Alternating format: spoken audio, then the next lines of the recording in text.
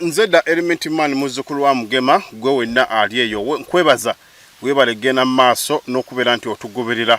Njagala okutegeeza tuli ku mukutu gwaffe ogwa TikTok nga kwotadde ne YouTube. Kale gwali eyo nkusaba ogende maaso n'okubeera nti osubscribinga otugoberere ate ogende maaso n'okubeera nti ekyamazima byonna byetukuwa obeere ng'obigoberera kuba nkakasa nti tosigala kyekimu obaako n'amawulire g'oba owulidde oba oliawo gwe goba totegedde naye wano ku Standard News tugenda maaso n'okubeera nti tugakuwa era nkutegeeza gwe wenna Standard News yuge gwe mukutu gokka gw'ogenda maaso oba gw'obeera olaba kuba olw'ensonga nti amawulire genkuwa gaba masufu nnyo. Njagala okutegeeza olunaku olwaleero tugenze omukulu ewa Elias Lukwago ononno ekyamazima embeera gy'alimu eyongera maaso n'okubeera nti etiisa eggwanga saako ne bannakampala olw'ensonga nti omukulu ono embeera oba oliawo alinga agamba nti ayagala mu kaseera kano oba kufa afe aveewo obulumi bwagenda maaso n'okubeera nti bwayitamu. Njagala okutegeeza omukulu Elias Lukwago yakyuse n'okubeera nti akola ekiraamo mu kkooti ng'agamba nti talina kaseera kano kiddako olw'ensonga nti mwagaana okumuwa beyiro naye nammwe alinga eyakolimidde abalamuzi bano nga bagamba nti ekiseera kyonna nammwe mugenda kubeera nga mufa kuba ekyamazima muganye okubeera nti mutwala mu ddwaliro nsobole okubeera nga njijanjabwa ate nga ekirwadde kyennina abasawo bavuddeyo ne bagamba nti ekirwadde kino bwe sigenda mu ddwaliro ddene oba oliawo mugenda kubeera nti munziika. Njagala okutegeeza gwe wenna omulabi waffe wadda Standard News nti Lukwago yagenze mu maaso n'okubeera nti ajja buvuddeko ffenna twakimanya bulungi. Lukwago bwato yagenda okubeera nti ajja mu kkooti olunaku lyakwatibwa era kankujjukizemu katono nti Lukwago ono okukwatibwa kwe kigamba okubeera nti yamanyako ku lukwe olw'okuvunika gavumenti eno eriko mu buyinza ate nga kigambwa nti olukwe eno yalukolera munywanyi we nfanfe oba oliawo Dr. Kanokiza Besigye ne munne Obedi Lutale mu kaseera kano bakyali mu kkomera. Lukwago oluvannyuma lw'okubeera nti Lukwago bwe yakwatibwa yali atwala kipapula oba ekiwandiiko okuva mu kkooti ekiyita CDF General Muhoozi Kainerugaba ajje awo obujulizi ku bulumika Dr. Kanokiza Besigye mbu yamanyako ku lukwe obujulizi obulumika Dr. Kiza Besigye nga bwe yali yagala okubeera nti amamulako gavumenti eno eriko mu buyinza. Njagala okutegeeza bino byonna byali tebinnabaawo waaliwo enkalu mu kkooti nga buli omu agamba nti wakati wa balamuzi abawabi bwa gavumenti nga kwotadde ne baloya ba Besigye nga baloya ba gavumenti bagamba nti kkooti egeragenda mu maaso wabula nga tebagenda kubeera nti bawa oba abaleeta obujulizi ku gavumenti ku Besigye tebagenda kubeera nti bajja mu kkooti era nga baagala obujulizi bwabwe oba oliawo babalumbe. Ekintu kino balooya ba Besigye bakiwakanya nga bagamba nti omuntu tosobola kuwozesa muntu bw'abanga aliko abajulizi ate ne mubakweka kati nno ebyo byonna we byali wabula Lukwago ono y'omu ku basajja abasinga okubeera nti balemerako nga baagala bamanye ani agenda mu maaso n'okulumiriza Besigye ono nti kituufu yaliko kituufu yali agala kumamulako gavumenti. Bino gye byagenda okuzuuka nga abamu ku abo bw'oba oliawo be tumanyi nga kwe kuli ne General Muhoozi Kainerugaba ng'ono kigamba okuba nti be bamu ku abo abalina obujulizi ku Kanokiza Besigye mbu yali agala kubeera nti amemulako gavumenti eno eriko mu buyinza. Kati nno wano bino nno byagerera ddala mu maaso era nga buli omu yeebuuza ddala Muhoozi ono lwaki talabikako mu kkooti. Oluvannyuma Lukwago ono ne banne balemerako era bwe batyo mukulemerako nga kwotadde ne Martha Karua mukulemerako bwe batyo kwe kuvaayo okwagala okubeera nti Muhoozi ono bamuwa ekiwandiiko eky'okujja mu kkooti agende maaso n'okubeera nti awako Dr. Kiza Besigye obujulizi nti oba ddala kituufu yamulaba mu kooti dakyufu yamulaba oba ddala yasinzira ku kyokutegeeza nti ayagala kubeera nti amemulako gavumenti eno eriko mu buyinza. Wano nno Lukwago yali akyali wakaawe nga lwe lunaku lwateekateeka okubeera nti agenda mu kooti, Amina agenda ku kitebe ky'amagye okutwala ekipapula kino. Yali talina kubeera nti asimbula, kigamba okubeera nti poliisi okwali ne bannamagye bamuzingako ewakaawe, era bwe batyo ne bagenda mu maaso n'okubeera nti bamukwata.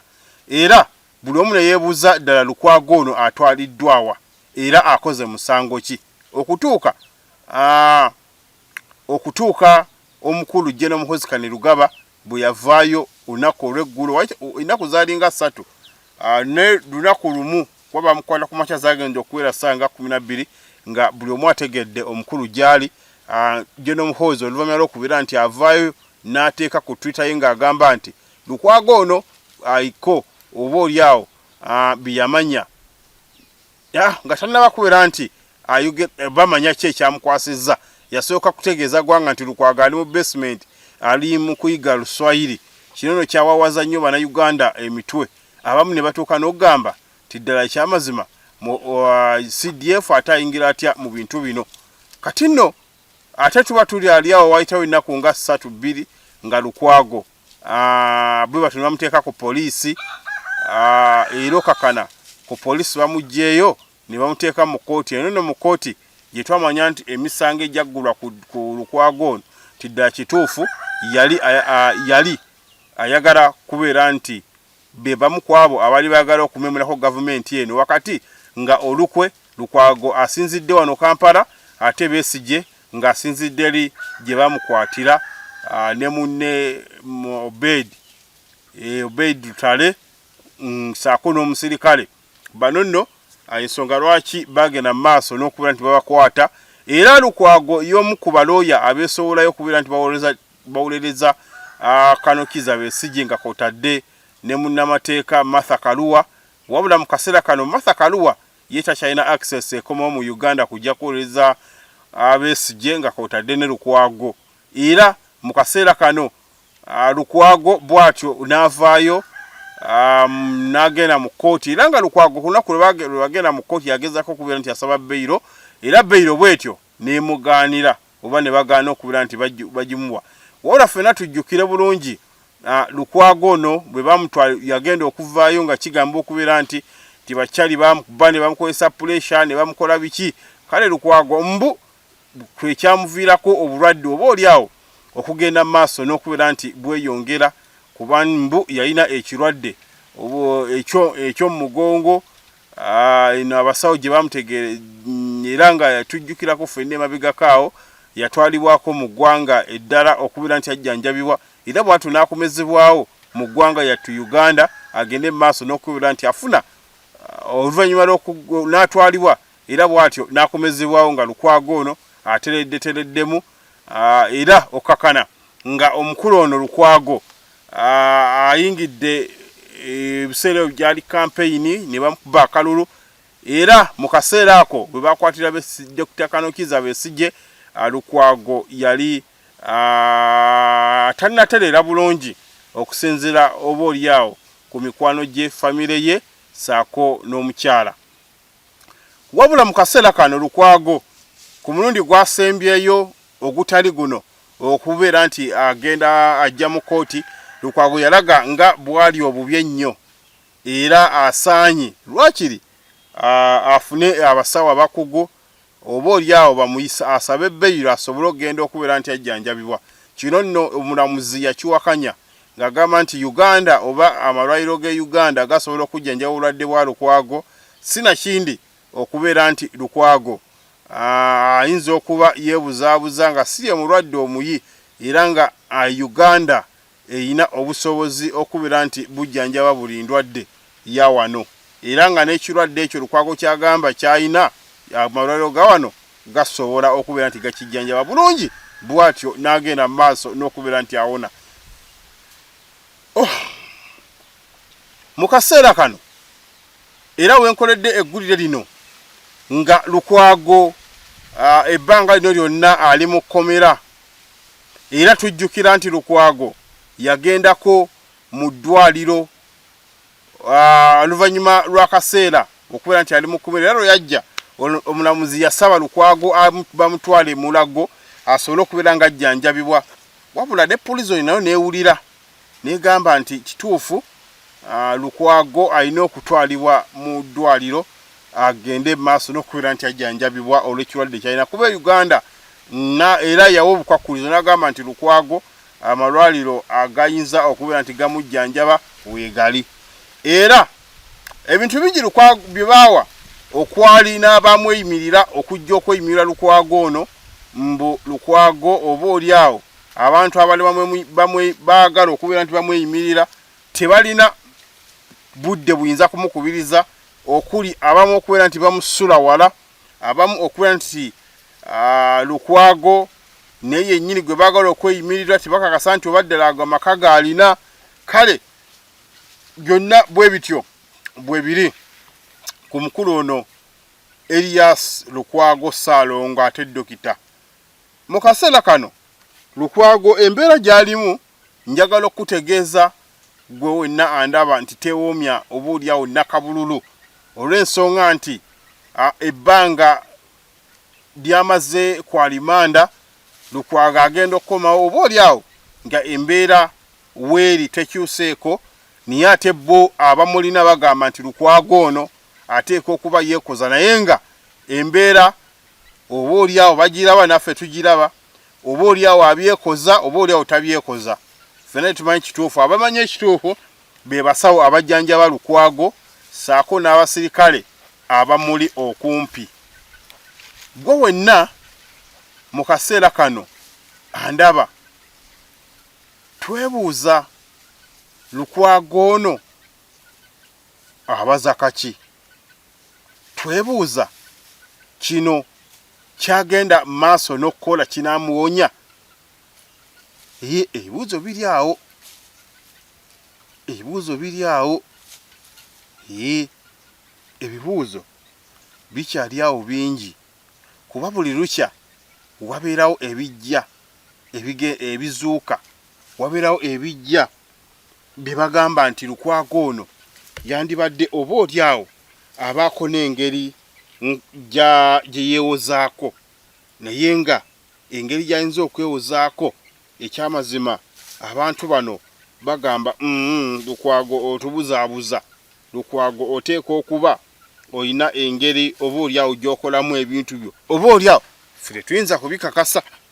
Ekyamazima njagala kutegeeza gwe wenna andaba ku mukutu guno gwa Standard News nti Lukwago mu kaseera kano buli omu yeebuuza oba ali mu kabadi, naye ffenna twakirabye era ne twebuuza ddala ekituufu Lukwago ono okujja mu mbeera bw'eti yabadde ayagala beyiro oba yabadde tayagala beyiro? Ffenna njagala okutegeeza nti ekyamazima buli omu yawuniikiridde oluvannyuma lwa Lukwago, kumbe alinga eyakoze ekiraamo mu kkomera. Lukwago tyasobodde kubeera nti ajja mu kkooti olw'ensonga nti ekyamazima okusinziira ku bantu bagambye nti Lukwago ateeka okuba yabadde mulwadde, era nga nammwe bwe mwaleka vidiyo nga Lukwago agamba nti takyeyinza. Lukwago nno njagala okutegeeza oba oliawo yakoze ekiraamo ekikakali nga kiraga nti Lukwago ono ayinza okubeera nti ali bubi. Era Lukwago ono njagala okubuulira gwe wenna, njagala okutegeeza gwe wenna, Lukwago yaze mu kkooti nga munyiikaavu, era bw'atyo kwegamba ebigambo ebyayogeddwa buli omu n'atuuka n'okugamba nti Lukwago yabadde akola kiraamo oba nedda. Ebigambo bya Lukwago njagala okutegeeza gwe byawaziza nnyo Bannayuganda engeri Lukwago gy'abadde ayogeramu ng'alinga agenda maaso n'okulaama. Bannayuganda muwoolyawo mumukwatibwa ekisa, owoolyawo muwulire obulumi Lukwago ono bwalimu ng'agamba nti ekyamazima nze gwe mulaba okusinga okumbonyaabonya lwakiri mumpe eddagala nfe nveewo, oba si kyo munkuba eddagala erinze okunzita mpola nsooke oba neewale okubeera mu bulumi, kuba eno ndi mu bulumi naye muganye okubeera nga ekyamazima munta muganye okunta naye nga embeera gy'erimu nammwe ekyamazima mugiraba. Lukwago bwe yayogedde. Lukwago ono mu mbeera eno gy'ali oba gy'ali eruzira, njagala okubuulira gwe wenna ali ku mukutu guno ogwa Standard News nti Lukwago kati mu kaseera kano ffenna tutunuulidde oba olyawo kiki ekiddako. Lukwago ono banaamuta oba nedda? Lukwago oba banaamukkiriza okugenda okweyongerayo kujjanjabibwa oba nedda? Nze naawe ffenna tutunulira butunuzi biki ebigenda mu maaso mu ggwanga Uganda. Kooti yokka yeyinza okubeera nti eta omukulu ono Lukwago.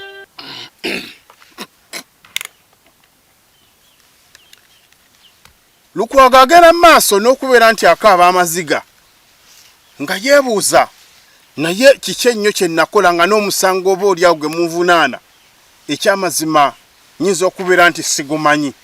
Ate ng'omusango guno ng'omuntu nga looya yenna olina okumanya omusango oguvunaanibwa omuntu wo. Kati nze okubeera nti nakola ogwange ogwantendekebwa ogw'abalooya ne nsalawo mpolereze omuntu gwe wateekako omusango, kati ate nange omusango guugwo muguntaddeko. Ebiseera mwe bye mugamba nti simanyi nalingiro nali oba olyawo ne Kano Kizza Besigye okumanya oba nti yali ayagala okumemulako gavumenti, nze saalimu era nali mirimu gyange. Nye ate kinneewuunyisa okubeera nti mwe muntaddeko emisango gino era oba olyawo gye simanyi nammwe mukitunulemu mukirabe.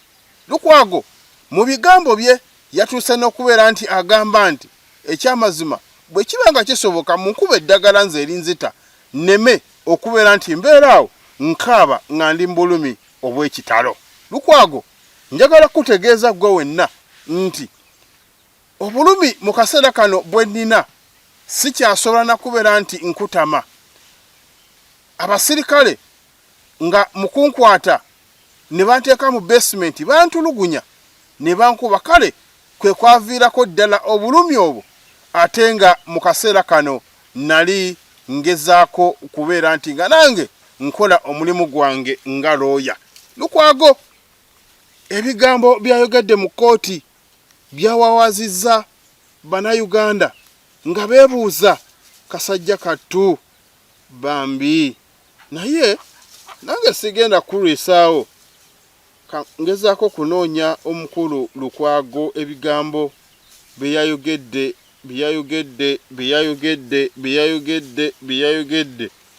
ng'agenda mu maaso ng'agamba nti ekyamazima simanyi kiki kyakukola, naye nga nange oba olyawo bino byonna nandibadde mbikola, naye nga simanyi kiki kyakukola. Lukwago mu bigambo bye byayogedde nga munyiikaavu yatuuse n'okugamba nti okiba si kyo, nze okusinga okubeera wano okuntulugunya, nze okusinga okubeera wano nga ekyamazima mugenda mu maaso n'okubeera nti temumpa bujjanjabi, munzite lumu nveewo. Kangende mu maaso n'okubeera nti nkuwa omukulu ono Lukwago agende mu maaso n'okubeera nti atunnyonnyola. In a nutshell, Your Worship, I am sentenced to death. I am condemned to death. If no rescue is made to get my situation address as advised by the consultants from Lago. It's a death sentence for me. And all I can say to Allah, if you don't take me, my Lord, the God who created me, kindly take me without a lot of pain. If I may make a last prayer, your worship, instead of taking me through all this pain, I be put on some palliative care so that I die a less painful death. Otherwise the pain is too much. I know I will die. I know all of us will die, but I wouldn't want to die a painful death. I beg to pray. Ebyo nno bye bigambo omukulu Elias Lukwago byagenze maaso n'okubeera nti ayogera wakati mu nnaku ennyingi ng'agamba nti naye ekyamazima nze obulamu bwange mubutadde mu matigga mu kaseera kano ninga ali ku kibonerezo ekyokufa olw'obulumi bwe nnina mu kaseera kano ate nga oba olyawo ensonga eno tennaba kubeera nti eggwa ngezezzaako okubeera nti nsaba beyiro mugenze mu maaso n'okunnyamba mu nte naye ekyamazima biganye kale n'olw'ensonga eyo mu kifo ky'okubeera nti mugenda mu maaso n'okubeera nti muntulugunya afudde asinga byebyo nno bye bigambo eby'omukulu ono Elias Lukwago abadde Lord Mayor wa Kampala era nga munnamateeka owa Lukwago Company and Advocate kyokka mu kaseera kano yali ku misango egy'enjawulo naye nze ndowooza nti mu kaseera kano nga kooti weekyagenda mu maaso n'okubeera nti ewulira ensonga zino era nga nayo kooti ejja kgenda mu maaso ekubeere ng'etunuulira ensonga zino zigende mu maaso n'okubeera nti ekyamazima bazitunulamu. Lukwago tomanya akaseera kajja kutuuka omulamuzi akuwa ebbeiro osanga oyinza okuba oba abasirikale obasiba kawaani nga balaba nti oli mulamu osobola okubeera mu kkomera naye kyonna kyekiri era nga bw'ogambye ku bikwase Allah yekka yamanyi oba oliawo yayinza okujja mu kazitaako k'oli musinze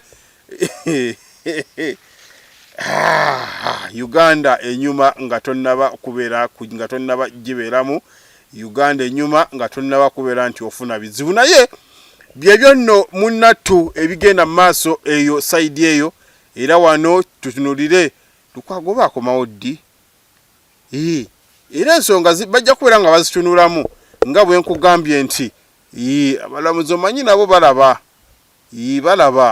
nti oyinza okuba obalimba oyinza okuba tobalimba balaba nti kyemmanyi abalamuzi balaba era bagenda okubeera nti okuwa beyiro ng'amaze okukutunuulira oyinza okuba erya omanyi n'omulamuzi naye akusinziira ku lipoota y'abasawo oba omusawo bw'agamba nti Lukwago ono we tuli asobola okubeera nti ajjanjabwa naye ne kati oba oliawo nti omulamuzi ono asibye omusango guno oba ali mu mitambo gw'omusango guno walaba nti Lukwago asobola okubeera nti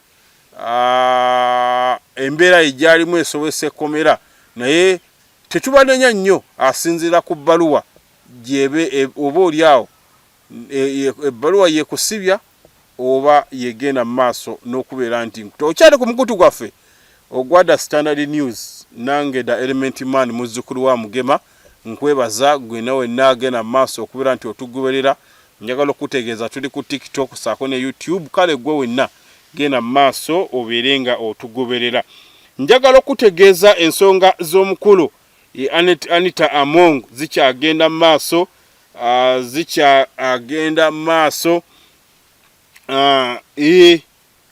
omukulu ono ensonga zaabwe zikyagendera ddala mu maaso eza Anita Among olunaku olwaleero njagala okugamba gwe abadde akkirizibwa oba olunaku lwabadde asuubirwa okubeera nti alabikako mu kkooti olunaku olwaleero naye tekinnaba kubeera nti ekyamazima alabikako mu kkooti naye kyonna kyekiri tujja kubeera nga ekyamazima tujja kubeera nga ekyamazima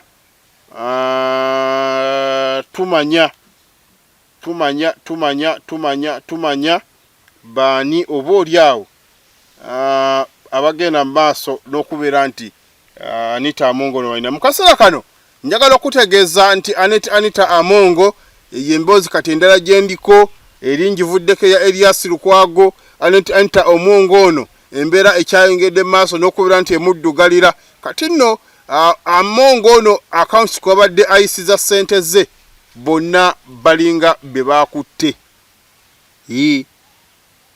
Anita Amongo ono njagala okutegeeza gwe mu kaseera kano abadde aliko accounts zagenda mu maaso n'okubeera nti ayisizaako ssente ze era nga ssente zisoba mu buwumbi oba bilioni 27 ze zagenze mu maaso n'okubeera nti zikwatibwa okusinziira ku kkooti abantu abatwaliddwa ku kkooti ku bano nga kwe kuliko munywanyi we oba oliawo nfanfe nga ye Kuliso Obole aliko ono nno yabadde munnamawulire owa palamenti yabadde munnamawulire ow'oku palamenti era ng'ono mu kaseera kano essaza yasedde okubeera nti alya akawunga ne banne eruzira abantu nno Obole ono abamu ku bamukwatiddwa okusinziira ku article oba omusango gwe Obole abadde nfaafe nnyo wa Anita Amongo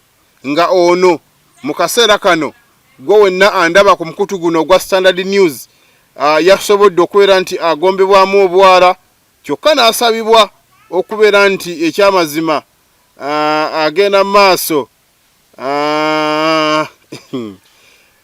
agenda maaso n'okubeera nti asaba okweyimirirwa Obole ono ne banne bavunaanibwa okusinziira ku misango kumpi obuwumbi bilioni obwano bilioni akawumbi kamu kalimu obukadde 100 naye nga bilioni 27 bwe zityo omukulu ono ye kwabadde yeekobaana n'omukyala Anita Amongo ffenna gwe tumanyi nga Triple-A ne bagenda mu maaso n'okubeera nti ssente zino ziyita ku akawunti ye bwe bato ne zigenda mu nnyumba era Asumaani ono basalirwa y'omu ku bannamateeka bawawabira bano era nga okusinziira ku bamu be baakutte kwe kuliko ne Emmanuel Omulon Okwi bano nno be bagenda mu maaso okubeera nti ekyamazima be bavugenda maaso n'okubeera nti bavunaanibwa nga kwe kuli ne Leonard Okema bano nno okukwatibwa kyaddiridde okubeera nti bagenda mu ofiisi ya IGG era nga mu kaseera kano babadde bakatuukayo tebabakkiriza kubeera nti babugumya ntebe bwe bato babakwatidde okakana nga basibidde ku kkooti enkulu evunaanyizibwa mu kulya enguzi era bwe batyo ne bagenda mu maaso n'okubeera nti babakwata kyokka ekyewuunyisa abantu bano oluvannyuma lw'okukwatibwa kwabwe basabiddewo beyiro wabula omulamuzi yabagambye tekiyinza kubeera nti mmwe temusobola kubeera nti ekyamazima tubawa beyiro mu kaseera kano okusinziira ku misango gye mugenda oba gye mwazza ku misango gye mwagenda mu maaso n'okubeera nti muzza era ng'emisango gino nakugambye nti Obole ono avunaanibwa ne banne okuli Daniel Adiro Leonard Okema Rajabu Kaya Semaluulu Emulon Okwi Vincent Otebat Sako ne Method Mulebe wamu ne Stella Itute era nga bano bonna bavunaanibwa emisango gye gimu nga babadde bagenda mu maaso n'okubeera nti balina engeri gye babulankanyamu ensimbi za Uganda kumpi obukadde njagala okutegeeza nti tujjukire bulungi ssente ze bajja ewa Anita Amongo kumpi zaali bilioni za Uganda 32 nga kwotadde n'emmotoka oba oliawo ziyagenda mu maaso n'okugula speed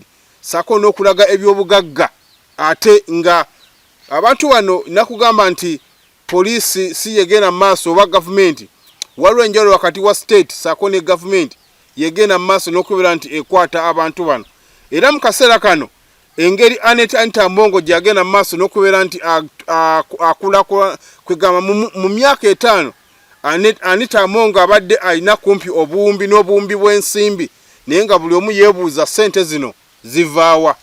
Ebyo nno kwe baasinzira ne bagenda mu maaso n'okubeera nti omukyalo ono bamugombamu obwala okusinziira ku ebyo bye yagenda mu maaso n'okubeera nti akola, era nga mu kaseera ako yalaga obuwumbi n'obuwumbi bw'ensimbi, wabula nga buli omu yeebuuza omukyalo ono ssente azijjawa. Era ekiba kitalabikangako mu Parliament kwe kubeera nti buli sipiika oba sipiika yenna abadde alina emmotoka nga yagitimba mannya ge. Babadde nno baali bakyali ku ebyo, omukyalo n'agenda maaso n'okubeera nti aleeta emmotoka ekika kya Rolls Royce. Lwakiri yandibadde abeera n'emmotoka ze okuli ennamba n'ataleeta mmotoka ya Rolls Royce, eno nno yamuviirako akabasa okutuuka olunaku olwaleero. Among ono era mu kaseera kano abadde asuubirwa okubeera nti aleetebwa mu kkooti, wabula ekitasobose, wabula nga ndowooza oba oliawo we bunaazibira, oba oliawo nga wentereddeyo amawulire gano nga banaaba muleese, era emisango najjo tujja kubeera nga tugibabuulira emisango Anita Among ono gye bamuguddeko okubeera nti kuba twawuliddeko nti emisango giringa 30, naye okusinziira ku DPP gwe bayita omwebe wa gavumenti yanaagenda mu maaso n'okubeera nti emisango gino oba oliawo agimuggyako, oba oliawo egimu ne bagigatta. Naye nga mu kaseera kano ffenna tutunuulira ekintu kimu nti Among ono kiki kyazzaako mu kaseera kano. Era njagala okutegeeza nti Anita Among ono oba oliawo yeegasse ku banne be baasooka okubeera nti bakavula oba babaka, okuli omukyala Agnes Nanduto, era ng'ono omusango gwamusibya gwali gw'amabaati, nga ne munne asubira okuyingira eruzira mu kaseera katono nnyo. Anita Among naye yavunaanibwako ku musango gw'amabaati, naye ne beebuuza omusango guno gwamuggiddwako batya oba gwamuggyibwako batya, okubeera nti omusango guno agusenda ebbali n'atabeera nti ekyamazima omukyalo ono yagobooka atya. Byebyo nno oba oliawo oba bwe bunafu si bunafu. Ndowooza abakola mu kunoonyereza omusango guno oba oliawo nga Among yabawa ssente n'okutuusa kati ne bagenda mu maaso n'okubeera nti ekyamazima omusango guno bagumuggyako Agnes Nanduto n'agusigala mu kyokka. Mu kaseera kano n'omukyalo naye asuuliridde essaawa yonna okugenda eko eruzira eri mukwano gwe nfanfe ate nga munnakibiina kya NRM ku musango gye gimu egy'okulya mu nsi olukwe, musango gye gimu egy'okukozesa obubi woofiisi saako n'okulya enguzi, nga omusango bw'ogenda mu maaso ne gumuvunaanibwa. Mu kaseera kano njagala okutegeeza gwe wenna awuliriza, era mu kaseera kano omukyalo ono Anita Among era buli omu mu kaseera kano agenda mu maaso n'okwebuuza ddala kiki Among ono kiyagenda mu maaso n'okubeera nti akola. Among ono ffenna tujjukira bulungi oba oliawo amaanyi omukyalo ono ge yalina mu Parliament nga tagambwako, naye kati ne nga bw'omulinnyako asobola n'okukuba oluyi, naye kati ne bw'omulinnyako mpaawo kyonna kiyinza kumuvaako. Mpaawo kyonna kiyinza kubeera nti kimuvaako olw'ensonga nti Among ono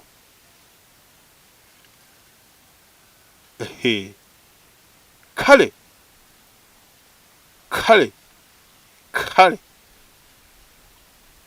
naye byonna tujja kubeera nga tubibawa wano ku mukutu gwaffe ogwa The Standard News. Era njagala okutegeeza Among olwagenda okujja mu kkooti n'agamba amawulire ngenda kubeera nti nga kuwa gwe wenna ali eyo, nja kubeera nga kuwa aga Among okubeera olunaku lwagenda okujja mu kkooti, naye nga bamusuubira leero okujja mu kkooti naye tusabe oba anaagenda maaso n'okulinnyayo mu kkooti oba taalinnyeyo. Wano ku Standard News byonna nkakasa nti tugenda mu maaso n'okubeera nti tubikuwa, era nsaba mwenna abali eyo mugende maaso n'okubeera nti munsubscribinga omukutu guno. Tuli ku TikTok saako ne YouTube, kale gwe wenna genda maaso obeere nga ekyamazima otugoberera bulungi, ate kuba ffe tukuwa amawulire amalungi, amawulire amasaamusaamu, amawulire oba oliawo ngezaako okubeera nti noonyereza data w'omukyalo ono Fiona Balungi, era Fiona Balungi ono afuuse ensonga, ngenda kubeera nga munoonyerezaako. Fiona Balungi ngenda kubeera nga munoonyerezaako, agende maaso n'okubeera nti ekyamazima mumumanya Fiona Balungi yaani, afuuse ensonga kumanyisa kwetaka. Kale nze da Element Man muzzukulu wa Mugema, ono sigenda kubeera nga nsukkawo. Mbasaba genda maaso subscribing o likinge, byonna ebigenda maaso tujja kubeera nga tubikuwa. Ate waloke nerabidde nti abaka ba palamenti abagwa aba NRM babaggyeko passport z'abakungu. Manyi bw'ofuuka omubaka obeera mukungu, kati passport ezo bazikola ki? Bazikuggyako obeere nga tukyasobola kugenda oba oliawo mu mawanga amalala nti ndi honorable, kati oba ofuuse foma, kati passport ezo bagenda maaso ne babeera nga bazikuggyako, ate n'ogenda maaso n'okubeera nti okola ebintu ebirala. Mubeere bulungi, mweraba. Nze da Element Man muzzukulu wa Mugema.